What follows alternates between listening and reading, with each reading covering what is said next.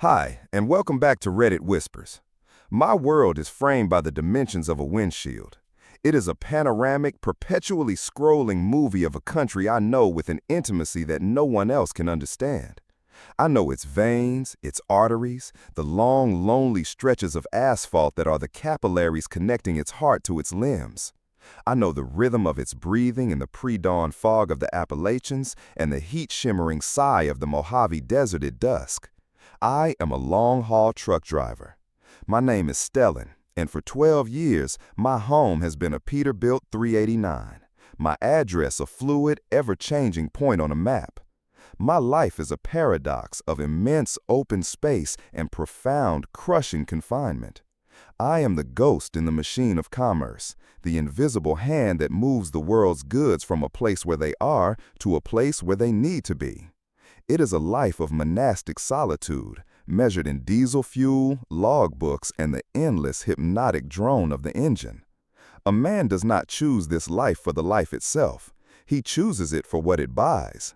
And what it bought for me was a picture, a single, cherished photograph taped to my dashboard, right next to the CB radio. It was a picture of my wife, Maura, and our two children, Liam and Chloe.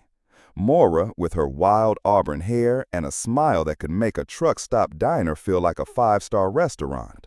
Liam, my son, with his serious eyes and the gap in his front teeth. And Chloe, my little girl, a whirlwind of freckles and laughter. They were my why. They were the reason for every mile I drove, for every missed birthday, for every holiday spent in the sterile loneliness of a roadside motel.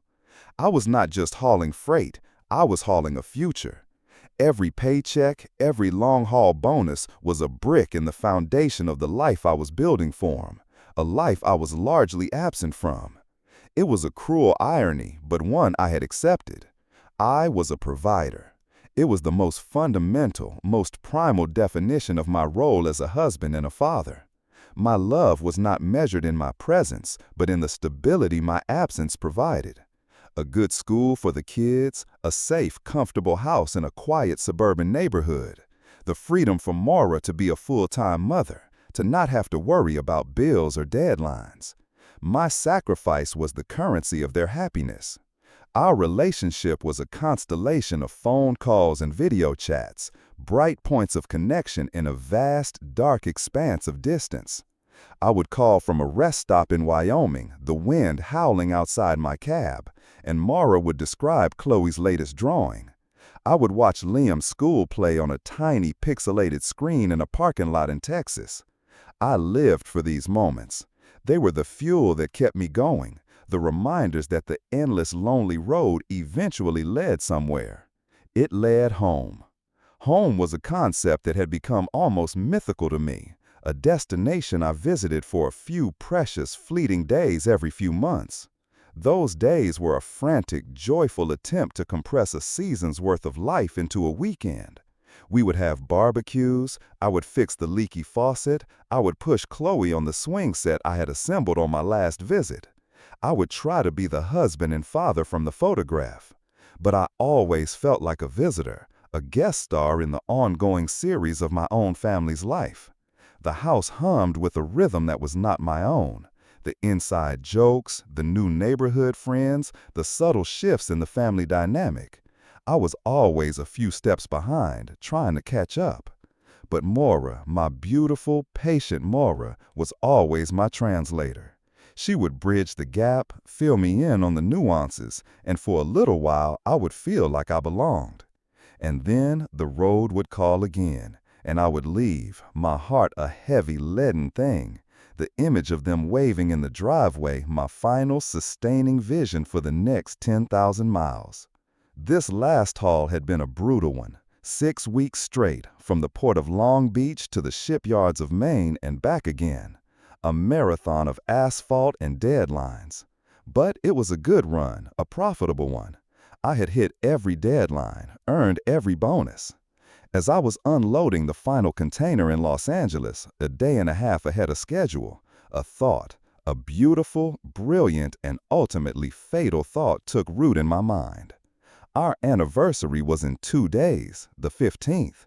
I was scheduled to be home the day after.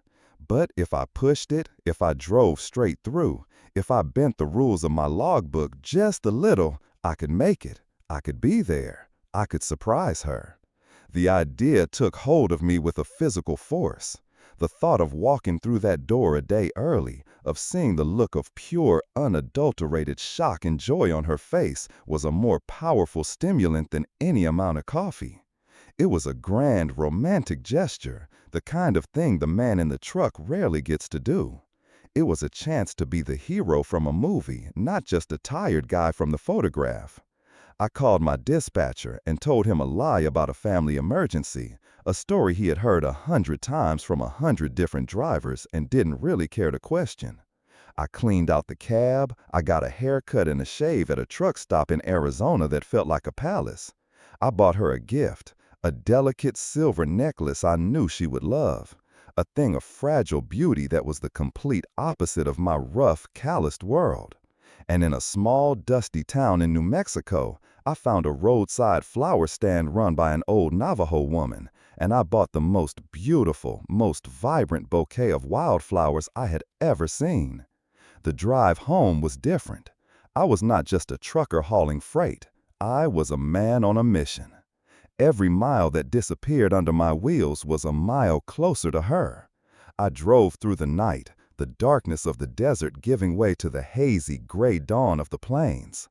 I watched the sun rise over the flat, endless horizon of the Texas Panhandle, and I felt a sense of hope and purpose that was almost intoxicating. The loneliness of the road didn't feel lonely anymore. It felt like the quiet, contemplative prelude to a symphony. I pictured the scene in my head 1,000 times.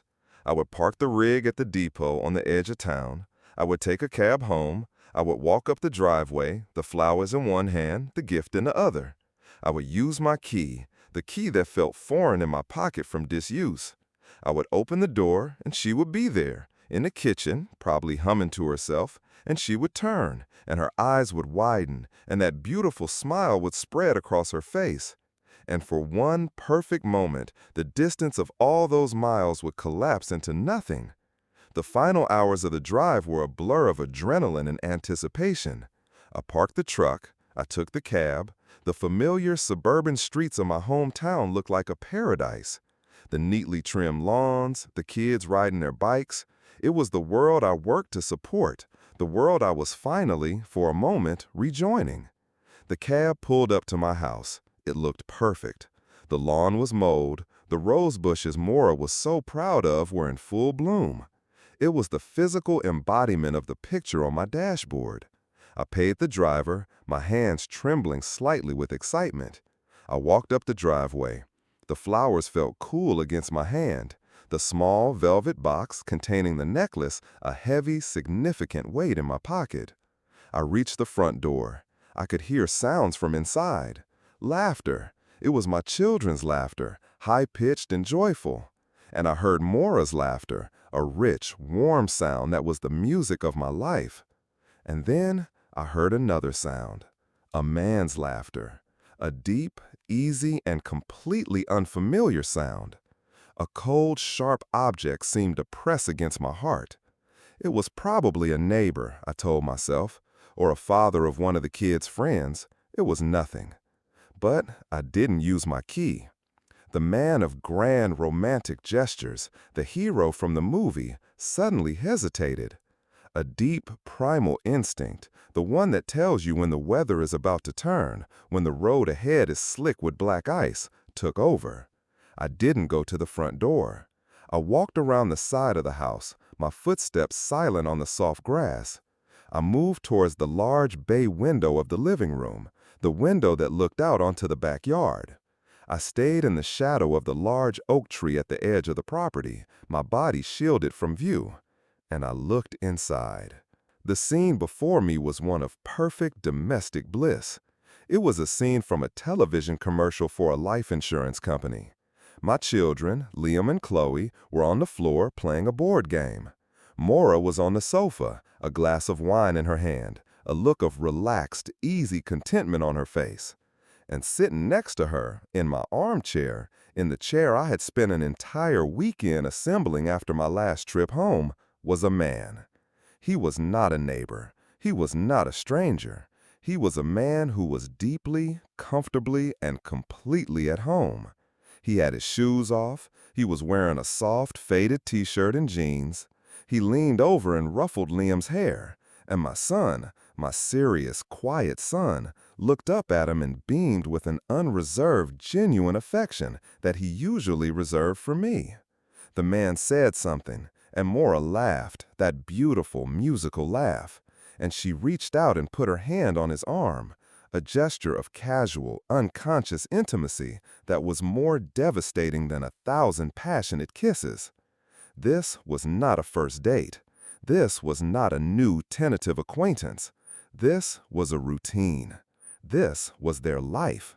The laughter, the easy affection, the comfortable silence. It was the rhythm of a family that had been functioning and thriving without me. I stood there in the shadows, a ghost at the window of my own life. The wildflowers in my hands suddenly felt like a bundle of weeds. The necklace in my pocket felt like a lead weight. The grand romantic surprise I had planned had been turned inside out. The surprise was for me. I was the provider. I was the man who worked the long, lonely hours to give them this perfect, happy life. And I had succeeded. I had succeeded so completely that they had built a life that was so perfect and so happy that it no longer had a place for me in it. I was the architect, the financier, and the forgotten founder of a world that was now run by a new CEO. The cold, sharp object against my heart twisted, and I finally understood. I was not home. I was just a stranger, looking in at the house where my family used to live. Time ceased to have any meaning as I stood there in the shadows of the oak tree. The setting sun cast long, distorted shadows across the lawn, but I was frozen in a single, eternal moment of absolute, soul-crushing clarity.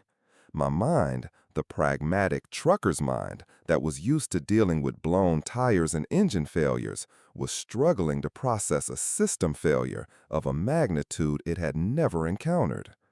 I was not just looking at a betrayal. I was looking at a replacement. The man in my chair was not an intruder. He was a successor. He was Stellan 2.0, a newer, better model, one that was not perpetually absent, one that did not smell of diesel and road dust. He was the upgrade my family had, it seemed, seamlessly installed. I watched them. I couldn't look away.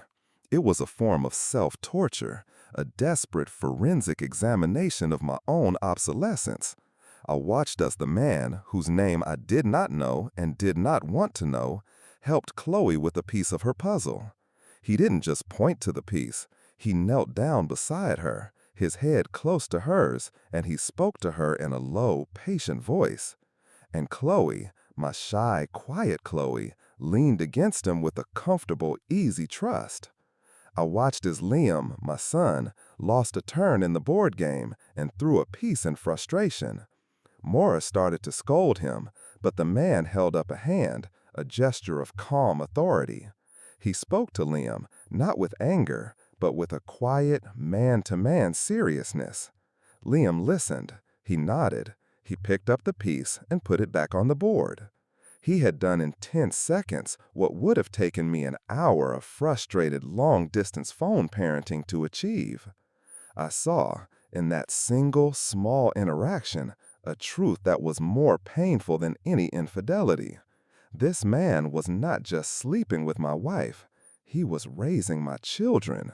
And he was, it was painfully clear, doing a very good job of it.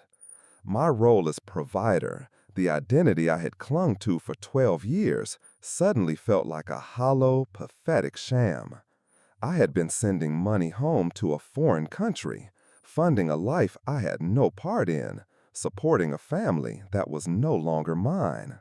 I was an anonymous, offshore benefactor, a ghost with a checkbook. The scene inside played out. They finished the game. Maura stood up and announced it was time for dinner. She went to the kitchen. The man stood up too. He didn't just sit there and wait to be served. He followed her into the kitchen. I moved silently along the side of the house to the kitchen window. I saw them in there together. They moved with the easy, practiced choreography of a long-term couple. He chopped vegetables while she stirred a pot on the stove. They talked, they laughed.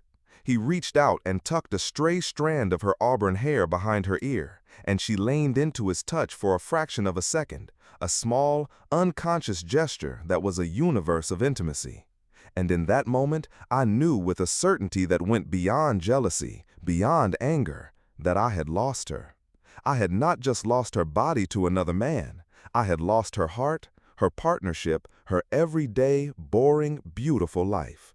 The flowers in my hand began to tremble. A single, perfect blue petal detached from one of the wildflowers and drifted to the ground.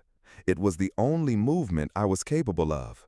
The architect of this scene, the man who had driven 2,000 miles fueled by a romantic fantasy, had been replaced by a statue of a man, holding a bouquet of dying flowers.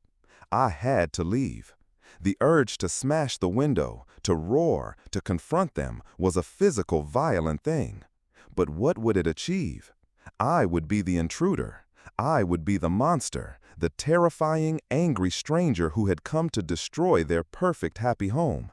I would be the one to traumatize my children, to shatter the peaceful, stable world they seemed to have found. I would be confirming the very reason why my absence was preferable to my presence. The final, most devastating realization was this: my ultimate act of love for my children, the final, desperate proof that I was their father, was to remain invisible, to protect them from the truth, to protect them from me. I backed away from the window, my footsteps as silent as a thief's. I walked back down the driveway, a stranger leaving a house that was not his.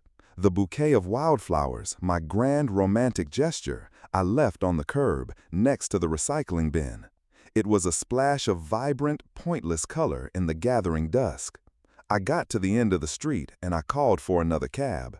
I did not go back to the depot. I did not go back to my truck. I went to the only other place I could think of, a place of comforting, soul-crushing anonymity, a cheap motel by the interstate. The room smelled of stale cigarette smoke and industrial-grade air freshener.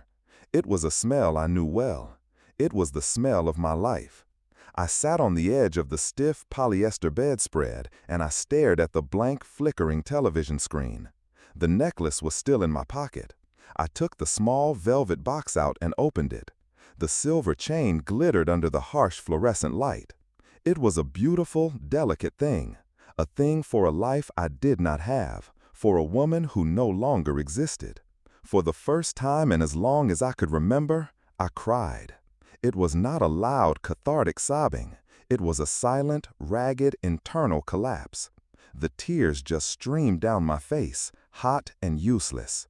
I was mourning the death of a dream I had just discovered was a ghost, a fantasy I had been projecting onto a life that had moved on without me. I spent 2 days in that motel room. I ordered pizza. I watched terrible late-night movies. I did not sleep. I was in a state of shock, a kind of emotional freefall. I had to decide what to do. The options swirled in my head, each one more painful than the last. I could confront her. I could call her, demand an explanation, unleash the torrent of my pain and anger. But I kept coming back to the image of my children's faces, their easy, untroubled laughter. My rage was a fire that would burn their world to the ground. I could not do that to them. I could leave, just disappear, change my name, get a new route, and never contact them again. But that felt like a coward's retreat. It felt like an abandonment not just of my marriage, but of my children. They deserved a father, even a distant, ghostly one, even if I was just a voice on the phone and a name on a birthday card. Then there was the third option, the quietest, most difficult, and most insane option of them all. I could do nothing. I could pretend I had never come home. I could get back in my truck, go back on the road, and continue to be the man I had always been, the provider, the absent father, the ghost with the checkbook. I could continue to fund the life that had replaced me. I could become the silent, unknowing benefactor of my own wife's affair. It was a form of madness, a form of profound, unending self-torture. It was a sacrifice so complete it bordered on the pathological. But the more I thought about it, the more it felt like the only path forward that did not end in the destruction of my children's happiness. My job had always been to absorb the hardship so they wouldn't have to take the loneliness, the exhaustion, the weight of the miles, and to convert it into a safe, stable life for them. This was just the final, most extreme extension of that job. I would absorb this too. I would carry this knowledge, this secret, this heartbreak alone in my cab for thousands and thousands of miles. I would let it be the last, terrible weight that I hauled for them. On the third day, I made my decision. I took a cab back to the depot. I climbed into the cab of my truck, my home, my prison. I looked at the photograph taped to the dashboard, the smiling faces of Maura and the kids. It looked like a picture of a different family now, from a different lifetime. I started the engine, the familiar rumbling growl, a comforting and mournful sound. I pulled out of the depot and got back on the highway, heading east towards a destination I hadn't been given yet. I drove for an hour, just letting the road unspool before me. Then I picked up my phone. My heart was a cold, heavy stone in my chest. I called home. She answered on the second ring, her voice the familiar warm sound that was now a knife in my gut. "Stellan, hi honey, where are you?" "Just hit Oklahoma," I said, the lie tasting like rust in my mouth. "Should be home tomorrow afternoon, right on schedule?" "Oh, that's great," she said, her voice full of a perfect, practiced enthusiasm. "We can't wait to see you. The kids have missed you so much." In the background, I could hear him, the other man. His voice was a low, indistinct murmur. He was saying something to Liam. And I heard my son laugh. "Sounds like the TV's on," I said, my voice a dead, flat monotone. "Yeah," she said, a little too quickly. "Just some cartoon, you know how it is." "Yeah," I said, "I know how it is." I was a ghost now, listening in on a life that was no longer mine. And I had just made the decision to haunt it, quietly and from a great distance, for the rest of my days. The decision to become a ghost is not one you make once. It is a decision you have to remake every single day. Every morning when you wake up in the cramped, stale air of your sleeper cab. Every time you see a family eating together in a roadside diner. Every time you pick up the phone to call home.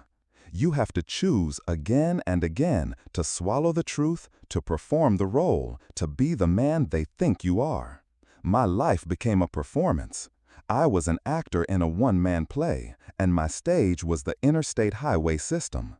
My character was Stellan, the loving, oblivious, and perpetually absent husband and father. My audience was my own family. And my script was a series of carefully constructed lies designed to maintain the fragile, beautiful illusion of their happiness. The phone calls became my torment and my only connection. I would call every night, a ritual of self-flagellation. I would listen as Maura recounted her day, her voice a smooth, practiced narrative that carefully omitted the leading man. She would tell me about Chloe's soccer practice, about Liam's trouble with algebra. And I would listen, my knuckles white on the steering wheel, as she described a life that I was funding but was utterly excluded from. The lies were everywhere. They were in the small, casual details. I would ask what she was doing, and she would say, "Oh, just watching a movie, falling asleep on the sofa." And I would know she was lying, because I could hear the faint clinking of 2 wine glasses in the background, the low murmur of his voice.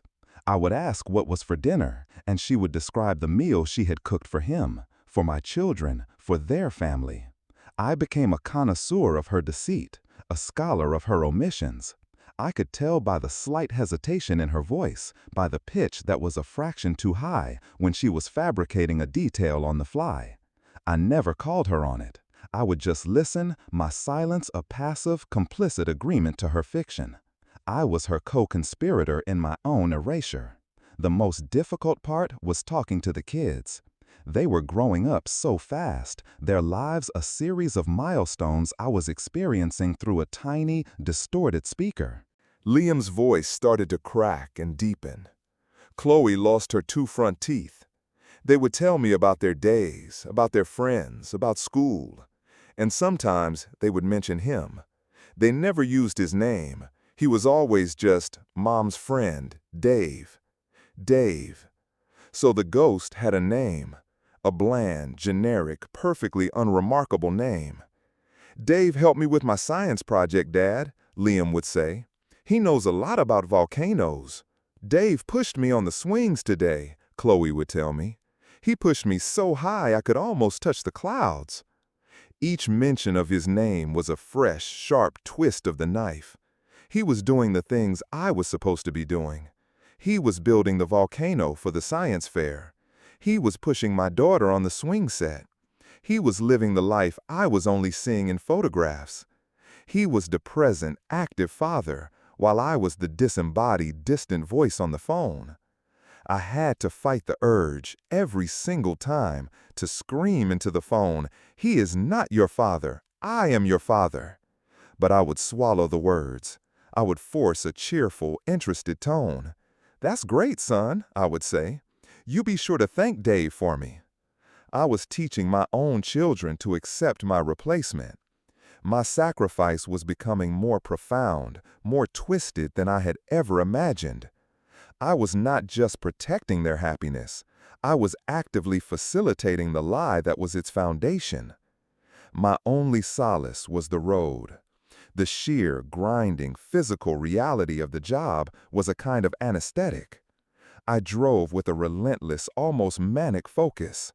I took the longest routes, the most difficult jobs. I drove through blizzards in the Rockies, through terrifying crosswinds in the plains. I pushed my truck and my body to their absolute limits. The exhaustion was a blessing. It was the only thing that could quiet the screaming in my head. The other truckers at the stops noticed the change. I had always been a quiet man, but now I was a specter. I lost weight. My eyes became hollow, haunted. I stopped participating in the easy camaraderie of the road, the shared meals, the traded stories. I would just fuel up, grab a coffee, and go. I was a man on a haul with no end date. The money I was making was obscene. With no home life to return to, I worked constantly. The paychecks were automatically deposited into the joint account, the account that funded their life, the account that paid for Dave's groceries. I would look at the bank statements online, a masochistic ritual. I would see the grocery bills, the mortgage payments, the tickets for a family movie I wasn't invited to, the charge at a fancy restaurant for an anniversary dinner that was not with me. I was a silent, invisible financial engine, and I was running on the fumes of my own heartbreak. Years passed, 2, then 3, then 5. The lie became our new normal. The children grew older. My phone calls became less frequent. They were teenagers now, with their own lives, their own friends. The disembodied voice of their trucker dad became a less central part of their world. I was a benevolent, distant figure, the man who sent presents for birthdays and money for school trips. Dave was the man who was there. He was the one who taught Liam how to drive. He was the one who was there to comfort Chloe after her first breakup. He had, for all intents and purposes, become their father. And Mara and I had a quiet, unspoken arrangement. Our conversations were now purely logistical. We were business partners in the project of our children's lives. The pretense of a romantic marriage had long since withered away, leaving only the bare, functional bones of a co-parenting agreement. I'm not sure if she knew that I knew. I suspect, on some level, she must have. The completeness of my absence, my utter lack of questioning, my passive acceptance of a life lived entirely on the phone. It was not the behavior of a normal husband. It was the behavior of a man who had abdicated. But we never spoke of it. The lie was the foundation of our entire relationship now, and to pull it out would be the collapse of everything. So we both, in our own way, protected it. The decision to finally go home was not a conscious one. It was a failure of the machine, my body. After a particularly brutal run through a series of early winter storms, I ended up in a clinic in rural Pennsylvania, diagnosed with a severe case of pneumonia and an exhaustion so profound the doctor looked at me with a mixture of pity and disbelief. "You can't live like this, son," he said, his voice gently. "The road will kill you if you let it." He grounded me. For 2 weeks, no driving, no work, just rest. For the first time in 5 years, I was forced to be still. And in that stillness, the noise in my head, the noise I had been outrunning for half a decade, finally caught up to me. I was 45 years old. My children were practically grown, and I had spent the best years of my life as a ghost, haunting the periphery of a life that wasn't mine. I had sacrificed my own life to preserve an illusion. But what would happen when the children were gone, when the illusion was no longer necessary? What would be left for me? The thought of returning to that empty, lonely road, no longer as a sacrifice for my children, but just as a habit, was unbearable. I had to see them, not as a voice on the phone, not as a name on a check. I had to see them as a man. I had to know what was real. I rented a car, and for the first time in 5 years, I drove home. Not as a surprise, not with flowers, but with a deep, quiet, and terrifying sense of finality. This was not a visit. This was a reckoning. The drive home was a journey through a landscape of ghosts. Every highway sign, every small town, every bend in the road was a memory of a life I used to have, a life I had voluntarily, silently surrendered. This time, there was no excitement, no romantic fantasy fueling me. There was only a quiet, heavy dread, the feeling of a man walking toward his own sentencing. I did not call ahead. A reckoning cannot be scheduled. I arrived in the late afternoon. The house looked the same, but different. The rose bushes were bigger, more established. The swing set in the backyard was gone, replaced by a sophisticated-looking basketball hoop. The small, almost imperceptible changes were a testament to the life that had continued, relentlessly, in my absence. I parked the rental car down the street, my heart a slow, heavy drum in my chest. I did not go to the door. The man who had once stood in the shadows of the oak tree was back, but this time he was not a ghost stumbling upon a terrible secret. He was a witness, deliberately choosing his vantage point. I walked to the small park across the street from my house, a park where I had taught Liam how to ride his bike a lifetime ago. I sat on a bench, a position that gave me a clear, unobstructed view of the front of my house, and I waited. I was not sure what I was waiting for. A sign? A confirmation? An answer to a question I hadn't even formed yet. About an hour later, the front door opened. My son, Liam, walked out. I almost didn't recognize him. He was 17, tall, almost as tall as me. The gap in his front teeth was gone, replaced by the confident, slightly awkward smile of a young man on the verge of adulthood. He was carrying a basketball. A moment later, another figure emerged from the house. It was Dave. He was older now, his hair flecked with gray at the temples, but he looked fit, happy. He clapped Liam on the shoulder, and they began to walk down the driveway, towards the new basketball hoop. They started to play. A simple, easy game of one-on-one. The rhythm of their movements, the easy banter I could just barely hear across the street, the shared laughter, it was the picture of a father and son. A real father and son. They were not performing. This was their life. This was their Tuesday afternoon. I sat on that bench, a stranger in a park, and I watched another man be a father to my son. And the most painful, most devastating part was that he was good at it. He was patient, he was encouraging, he was present. He was everything I had never been. The anger, the jealousy, the rage I had carried for 5 years like a tumor in my soul, it began to dissolve. It was replaced by a vast, empty, and strangely peaceful sadness. I had made a choice 5 years ago. I had chosen to sacrifice my own life for the sake of their happiness. And now I was looking at the undeniable proof that my sacrifice had been a success. My son was a happy, well-adjusted, confident young man. He had a father figure who was there for him, who taught him how to shoot a layup, who was present for the small, crucial moments that build a life. I had bought that for him. My loneliness, my heartbreak, my endless soul-crushing miles on the road, it had all been converted into this peaceful, domestic scene, this happy, ordinary life. This was the result of my life's work. I saw Maura come to the front door, wiping her hands on a dish towel.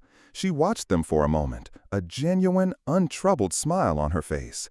Then she saw me, across the street, sitting on the bench. Her smile froze. Her hand went to her mouth. The color drained from her face. Our eyes met across that expanse of manicured lawn and quiet suburban asphalt. And in that single, silent moment, everything was understood. She knew that I knew, and I knew that she knew. The lie that had been the foundation of our lives for 5 years evaporated in that shared gaze. All that was left was the stark, unadorned truth. The game was over. I did not stand up. I did not wave. I did not walk across the street. There was nothing left to say, nothing left to confront.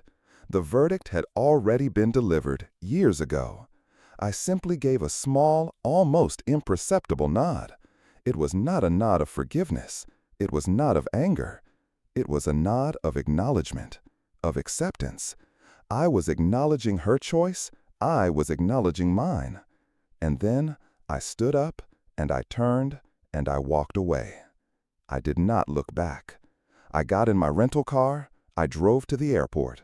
I bought a one-way ticket to a place I had never been, a city on a coast I had only ever seen from the highway. My career as a trucker was over. My career as a ghost was over. I had delivered my final, most important cargo, my children's happiness. My job was done. As the plane took off, I looked down at the sprawling, glittering grid of the city, at the endless ribbons of highway that crisscrossed the landscape. I had spent a lifetime on those roads, a lifetime in motion, always driving towards a home that was never really there. Now, for the first time, I was flying away from it, and I was finally, truly heading home, to myself. Thank you for tuning in to Reddit Whispers. We've all faced moments when everything felt broken. What was your turning point? Leave it in the comments.